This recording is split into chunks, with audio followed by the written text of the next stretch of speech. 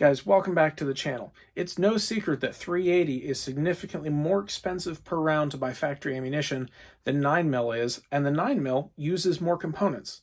So, 380 is actually a really popular cartridge to reload. Now, while this is both a good financial decision, there are some quirks and nuances involved with loading 380 that most people don't realize and end up having issues because of, and that tends to make 380 less favorable to reload for them. But if you have a 380, odds are you want to be able to shoot it, and odds are you want to be able to be proficient with it. So come on along with me tonight. We are going to jump into some of the nuances of loading 380, some of the safety tips, and some of the things that I've learned along the way. Guys, coming at you from the couch here, and I'm actually working on editing this video right now. And one thing I did want to say is if this video is in any way helpful to you, please give it a thumbs up, leave a comment down below. It not only helps the algorithm, but also it gives me some feedback on either what's going really well with the videos, even some criticisms, ways we could improve here on the channel. All of it helps. Of course, this video is not going to be monetized. I know that kind of to start with here on YouTube at least, and I'm not even going to try because I know if I attempt to apply monetization to it, that it's automatically going to either get denied or at worse, even pulled down from YouTube. So I'm not even going to try to monetize this one. If there's anything today that's helpful to you guys, leave that in the comment section down below. If you enjoyed the video, please give it a thumbs up. If you're not already subscribed to the channel, of course, please subscribe to the channel if you enjoy reloading kind of content. If you guys want any little bit helps go towards the channel, feel free to leave that as a super thanks down below. And if you can't do that, no worries, but I'd appreciate it if you just leave a comment, tell me something you found helpful in today's video, even a criticism, something you think that could be done better in future videos. Thanks as always for watching us here on the Reloading Craft channel, and without further ado, let's get back to it. Now, right off the bat, one of the things I do want to mention is that 380 is much more susceptible to having poor case neck tension than its larger brother, the 9mm, is.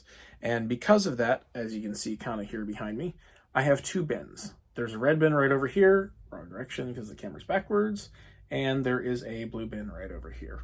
Now, in this red bin are cases that have gone through the case expansion stage, as you can see back here, and basically provide near no resistance on a sized case even when I am running the case expansion process.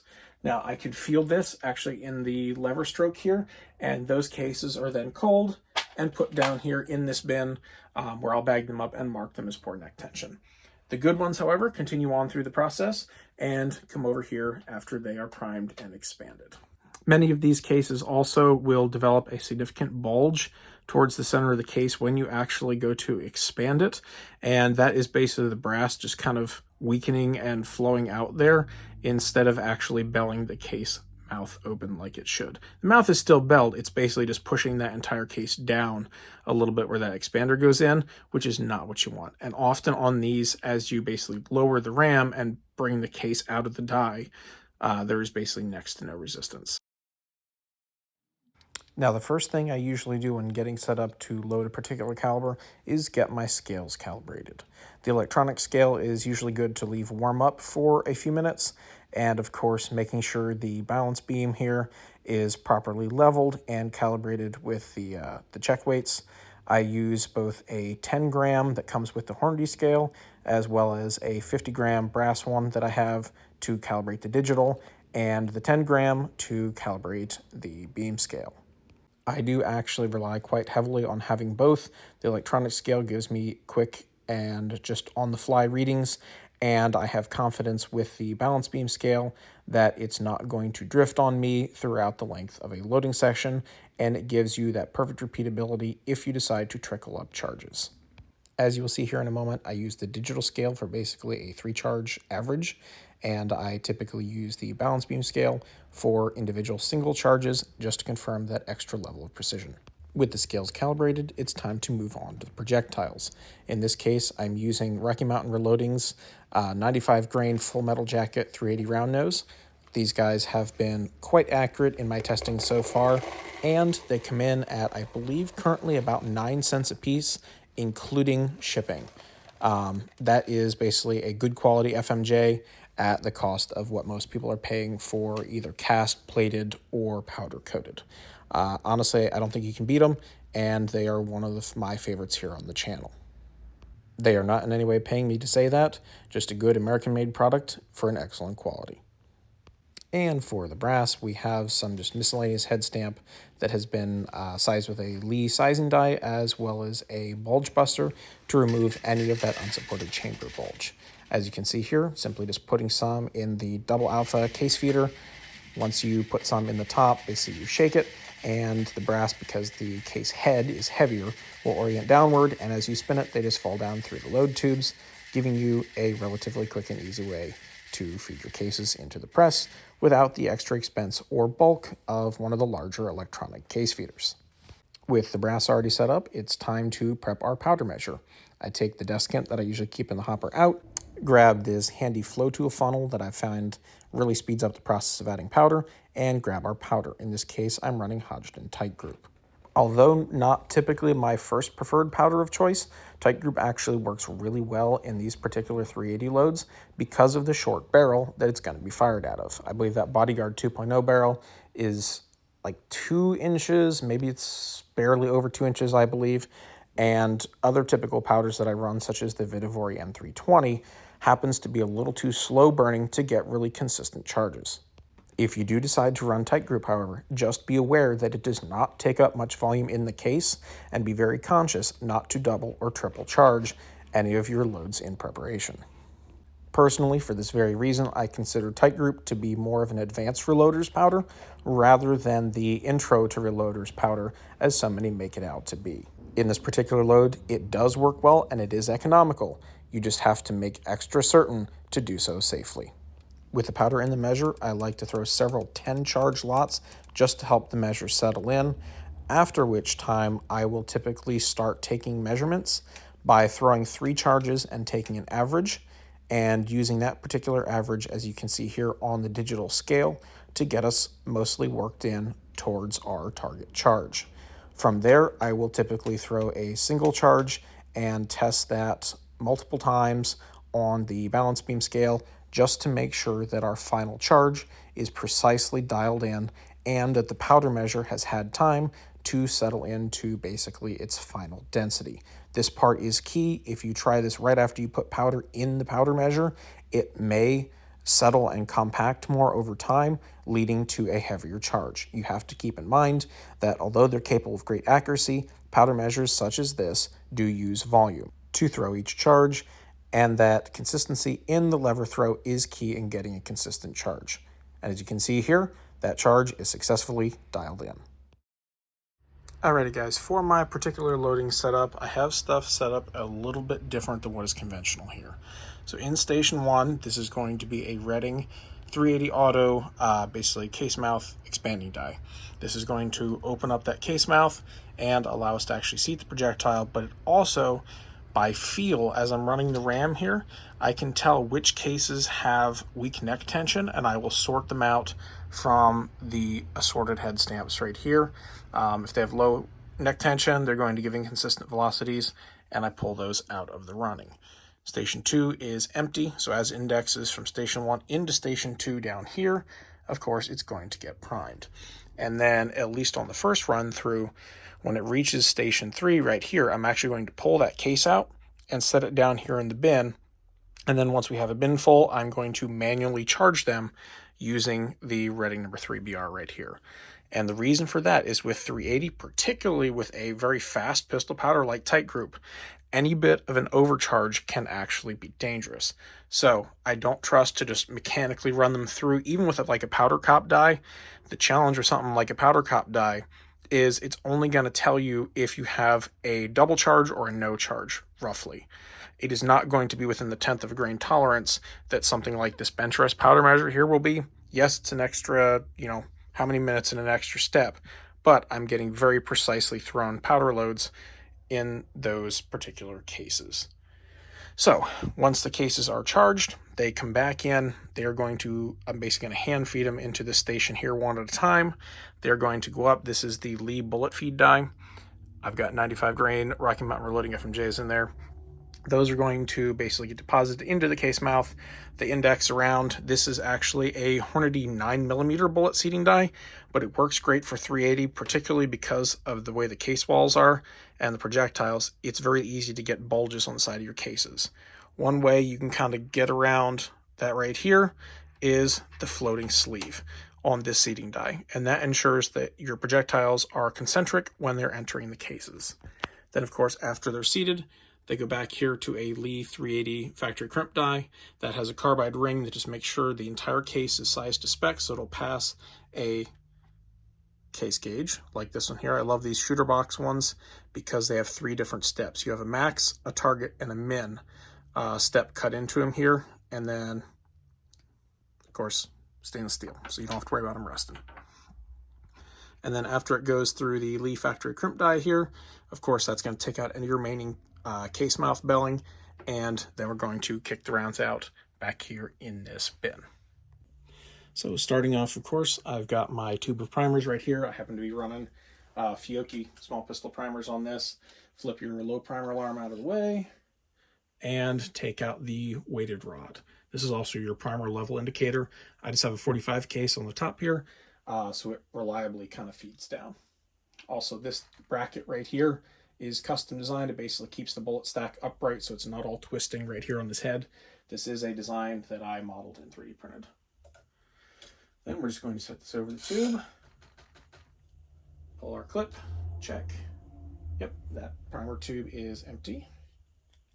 All right, flip our low primer alarm back over. See, that's good. And set the rod on top. And then one way that I basically activate and deactivate the priming mechanism, and let me swing you guys around for this. So I basically just move the primer op rod to the opposite side when I'm not using it. So of course that index is, hopefully you guys are able to see, right here in that particular hole. And then, so I can do this with one hand. All right, I may need 2 hands.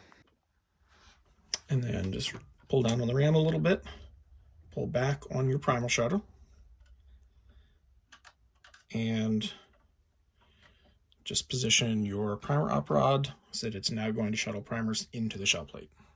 Now before we get started here, let's put a little bit of lubricant on our ram. I haven't run this press in a little while. This is Lucas XD gun oil. It's a medium to heavyweight oil that does not like to run off. Works perfect for this. Some here on the back side. And that should be plenty.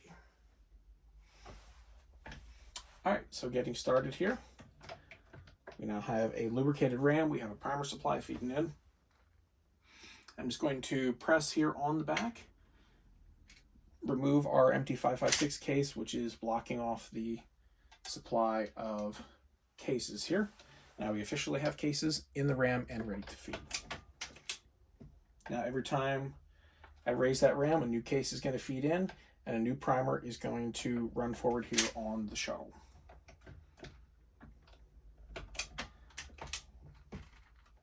And that first case, right back here on the retting die station, I can feel is expanded, good neck tension, so I'm going to prime that one. Second one also good. That one gets primed. And at this point, I'm going to pull the cases out, and they are going to go into this blue bin down here. Once we have a bin full, then we're going to start charging the powder. But as you can see, right here, that case mouth has now been belled, and that projectile will start to seat. And we just keep this going.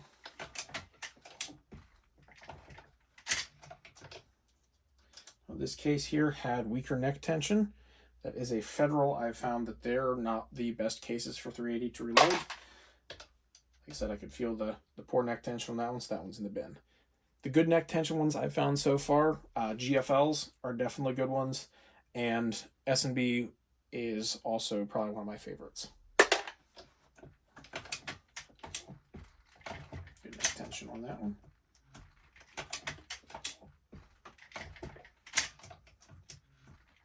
In order to spare you guys the time of watching this for several hundred pieces of brass, I'm going to just skip ahead here until the next step. The one thing I will note is that when going through this particular brass, I had about a 50% cull rate. So for every one good piece of brass that went over into the bin to use for later, I had one piece that had too weak a neck tension that if you were to actually seat a bullet in that case, you could basically push it deeper in the case with your fingers, which can cause pressure spikes. So obviously that brass cannot be used. And this is this is partially what I was talking about.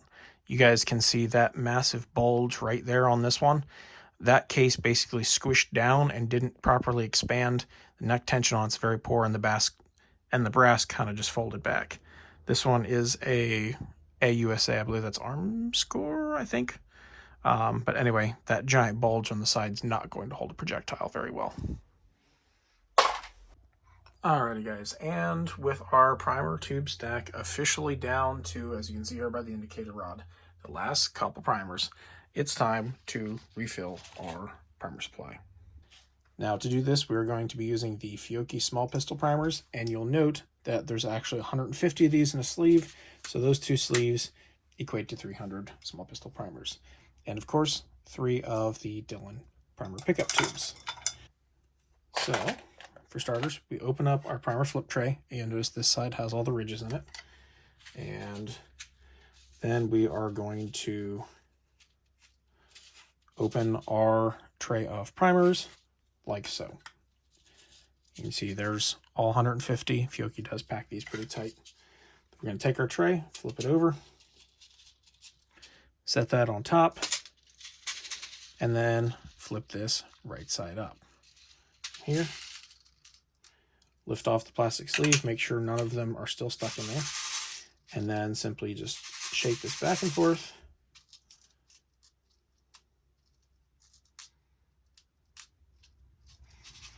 until these guys are all oriented upright.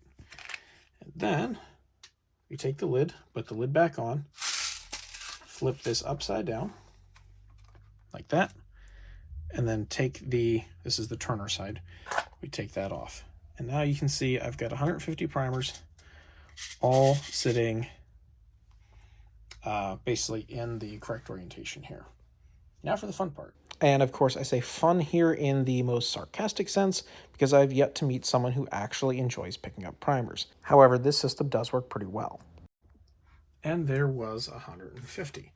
So one way that I always tell that I've already used a sleeve is I just flip that upside down like so. So if I ever open this, I can instantly tell whether or not that sleeve has anything in it. Now, unfortunately, the one part of this loading procedure that I forgot to actually film was inserting the cases into the loading block and then respectively charging them.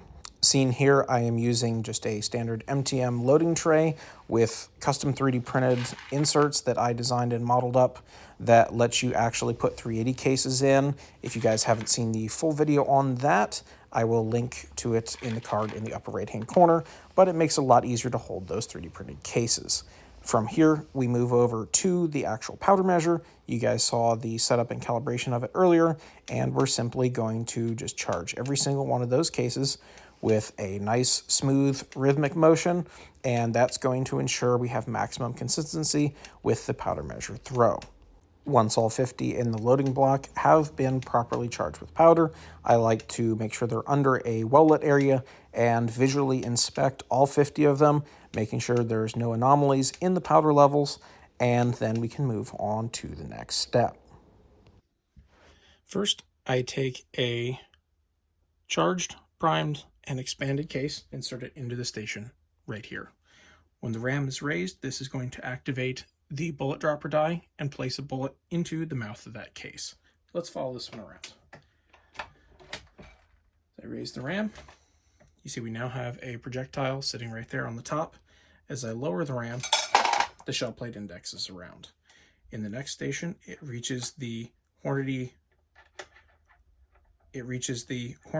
seating die, which has the floating stem. This ensures that if for some reason that projectile is sitting canted in the case, you can maybe see that there, that as it comes up to seat, it will actually straighten it out like so in order to get more concentric seating. Then from there, it indexes around to the back position where it will go up and receive its final crimp and a post size.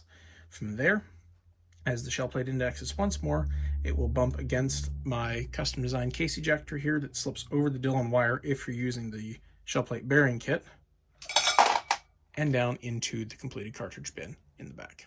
Now let's take a look at what that looks like running at full speed. All the processes in this system here come together to ensure that the 380 cartridge is loaded with optimal characteristics. By separating the powder measure to a Redding 3BR on the side, we're getting more consistency and more accuracy in our powder charge. And by running the Lee inline bullet feed die here, those bullets are placed pretty concentric to the case, but the Hornady seating die with that floating alignment sleeve ensures they're even more concentric. But there is one more tip I'd like to share. Now, when it comes to loading the 380 ACP, one thing that I highly recommend that will save you a ton of headaches is seat and crimp in 2 different steps. This is a lot easier if you have, of course, a progressive press, but even if you're running it on something like a single stage, it will save you a ton of hassle. And this issue is only made worse if you were running cast projectiles. So you see here in Station 4, we've got just a seating die, and back here in Station 5, we have our crimp die. This ensures that you're not trying to start that crimp when that projectile is still being pushed down in the case. And of course, when it comes to the actual crimp, this is what you should be looking for. That crimp is not shoving the edge of the case rim down into the case. Rather, it is simply just taking out any of the bell or flare that we had prior to crimping. For reference, let me grab a case that has been seated but not crimped. And for example here, you can see the case on the bottom has not received a crimp yet. There is still a little bit of that belling that you can see right there on the case mouth, and the one on the top has received its crimp. Hopefully this video was helpful to you guys for loading 380, and hopefully you learned something from it today. If you did, consider dropping a comment down below. This video most likely will not be monetized due to YouTube's policies on advertisement for this kind of thing, so any interaction helps. If you guys want to watch more uncensored videos, feel free to check out the Rumble and Player, formerly Utreon, channels as well.